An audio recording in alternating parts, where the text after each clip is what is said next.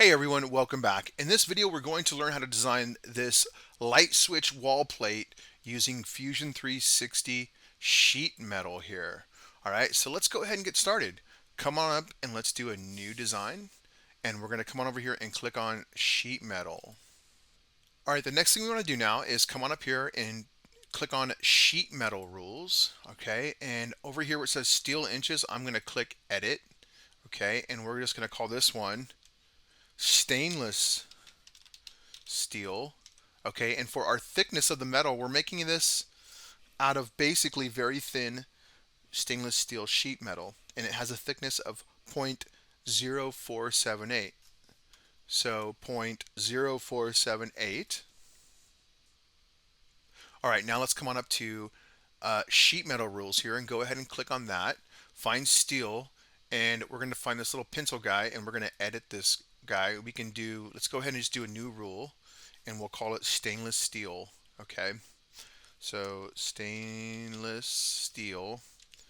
All right, and in this particular project, we're using a very thin thickness. So it's 0.0478. All right, and for our K factor, don't worry about that. We'll set our meter rip seam gap to thickness, and let's come on down now to bend conditions. We're going to set our bend radius now to 0.04. All right, it's like I said, it's very thin metal. We can get away with a very small radius, and we're going to set our relief shape now to tear. All right, and now let's click over here on corner conditions in two bend intersection, and we're going to scroll down and we're going to select square. We're going to change that to tear as well. Okay, let's go ahead and click save. All right, and close. And now we're going to come up here and select new component, and we're going to select our rule that we just created, stainless steel in inches, and select OK. All right, now we're going to come on up here and create a sketch here on our XY plane. We're going to come over here to create, and we're going to create a center rectangle right here in the middle, and we're going to drag it out so that it is where you see it's highlighted blue. I'm going to set that as 2.83. Hit the tab button, and we're going to come on over here and type in 4.64 inches. Hit enter. All right, now I'm just going to finish my sketch. I'm going to come on over here to my flange button, and I'm going to just click on that face. And because it's a rule, it's going to automatically set the thickness to what we set it as in our rule. Okay, go ahead and select OK. All right, and now we're going to go ahead and rotate the part around so you guys can see a little better. I'm going to zoom in, and we're going to come on up here to flanges, and I'm going to select this edge, all four edges basically here. Okay, and I'm going to set now my height here of my flanges. I'm going to pull them up, and I want to make them about, well, let's type in 0.25. Okay, and then we're going to leave them as 90 degrees. We're going to make sure they say outer faces here because we want this distance here relative to the outer face, and we want our bend position on the inside. So we're good. Let's go ahead now and select OK. All right, so now we're going to go ahead and start a sketch here on this surface. Okay, and we're going to create the holes here for our switch and our bolts. So we're going to come up to create, and we're going to grab once again a center rectangle. We're going to just start at the center, and we're going to drag out a square. Okay, notice the highlighted blue dimension there. We're going to set that as 0.45. I'm going to hit the tab button now to switch over to the other dimension, and we want that distance to be 0.98. Enter. Okay, and now we're going to basically here draw two circles here. We're going to come on up vertically. We're going to set the diameter here to be 0.15, and we're going to once again come to our center point and come down, and we are going to once again set the same diameter as 0.15. Hit enter.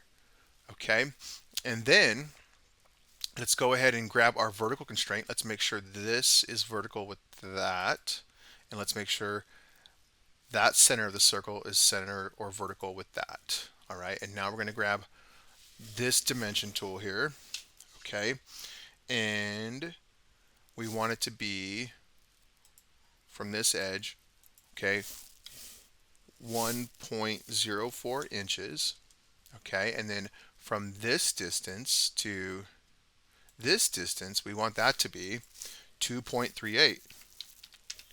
Enter. Okay, now that we're done, we're going to go ahead now and finish our sketch. Extrude. I'm going to click here, here, and here, and we're going to go the other way. We're going to go a distance through all.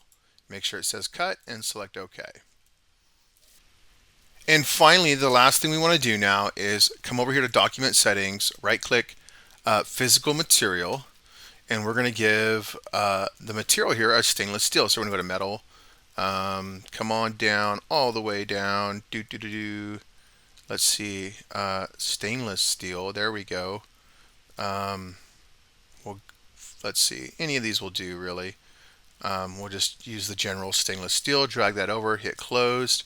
Okay, and we're going to do one more thing. We're going to get a cool appearance of polished stainless steel. So come on over here to Metal, and then down to Stainless, and we're going to look for polished stainless steel, okay, and hit close. And now it's going to have this really shiny appearance. So if you come on up here and you come down over to Render, it's going to have this really cool sort of shiny appearance. All right, so when you're done, don't forget to save it.